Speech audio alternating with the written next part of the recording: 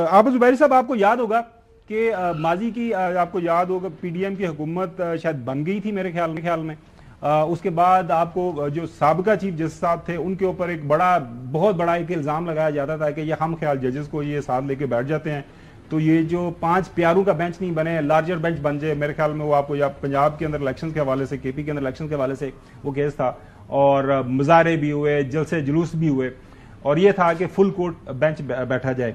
जाहिर है करते ना करते इस मामले के अंदर ये जो मौजूदा मामला है, सियासत किसी ना किसी साइड से इन्वॉल्व होगी हुई है, तो डिमांड आ रही है पाकिस्तान तहरीक इंसाफ की तरफ से कि फुल कोर्ट बेंच बैठ जाए और एक ही दफा सारे मामले को देखें और जो भी फैसला करना है, जो अगर गलत इल्जामात लगे हैं तो बिल्कुल सही है, जिन्होंने गलत इल्जामात लगाए हैं उनको सजा मिलनी चाहिए, इल्जामात ठीक है तो फिर जाहिर है वो तो क्या बात है खबर घुमन साहब।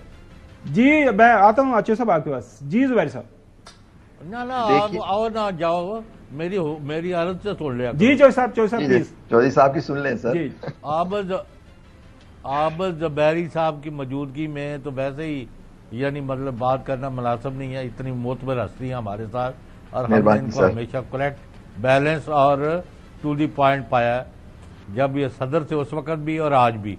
हैविंग सेड दिस, भाई अब जब एक हाई कोर्ट पूरी की पूरी मासवाए चीफ जस्टिस के एक लेटर लिख दे, उसके बाद तो कोई उसमें यानी किसी और की कोई अथॉरिटी रह नहीं जाती माफ करना, उसके ऊपर यानी 100% अमल करने के अलावा आप उन पर हमले करने शुरू कर दे, वो जी वो उन्होंने गलत किया है। भाई तुसी कादी इंक्वायरी करवा रहे हो फिर?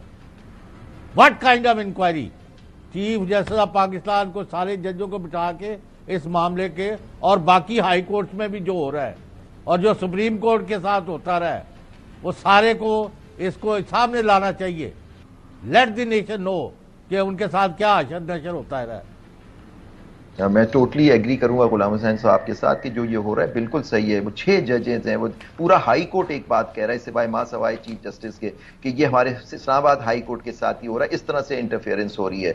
आप उसकी इंक्वायरी किसी ऑफिसर से कराएं या क्या, बड़ी अजीब बात सी होगी। तो अब ये देखना है कि चीफ जस्टिस साहब इसमें क्या मुरतब करते हैं, क्या तरीक़ाकार करते हैं, क्योंकि आई एम श्योर इसमें बहुत सारी एप्लीकेशंस भी आएंगी लोगों की जो इसमें हिस्सा बनना चाहेंगे कि ताकि वो आके बताएं कि इसमें कि बाकी चीज़ों में क्या हो रहा है। और भी बार एसोसिएशन, बार काउंसिल्स हैं जिनका स्टेक है पूरे मुल्क में, जो इस जिद्दोजहद में आज़ादी दिया की आज़ादी के लिए उन्होंने अपनी जिद्दोजहद की ओवर द पीरियड, तो इस तरह से तो अंडरमाइन नहीं करेंगे। हामिद खान ग्रुप तो शायद पूरा का पूरा मुखालिफ है, मतलब जितनी भी बार कौंसिल जो जीती हुई हामिद खान ग्रुप सारा का सारा एक तरफ खड़ा हो गया है।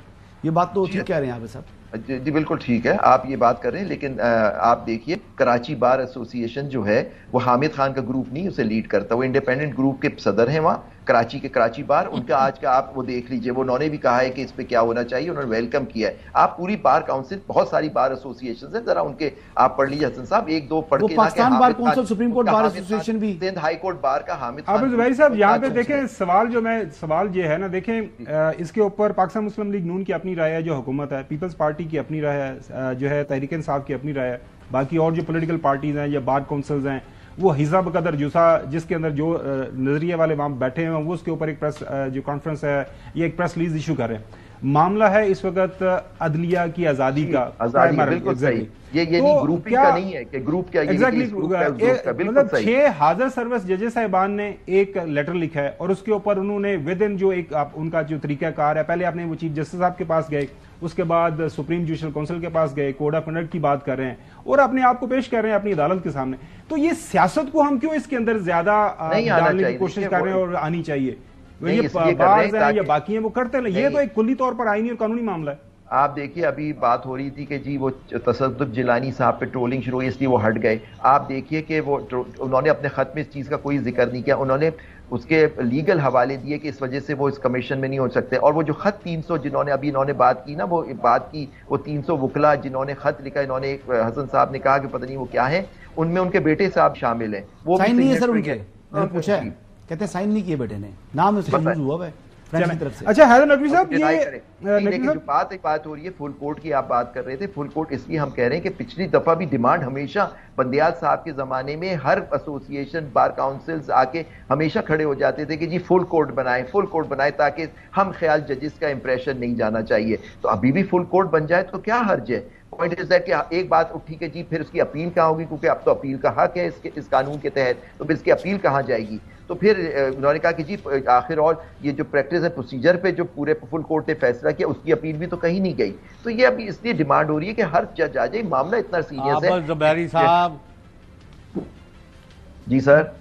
जी साहब जी मोहतरम, मुझे ये बताएं, ये जो वफाकी काबीना है अगर वो 6 जजों के ऊपर हमला करती है कि जी ये गलत है, तो उनको तो कचहरे में खड़ा करे, बुलाए वजीर आज़म के और उसके वजीरों को। तो वही तो तमाशा लगाया हुआ है।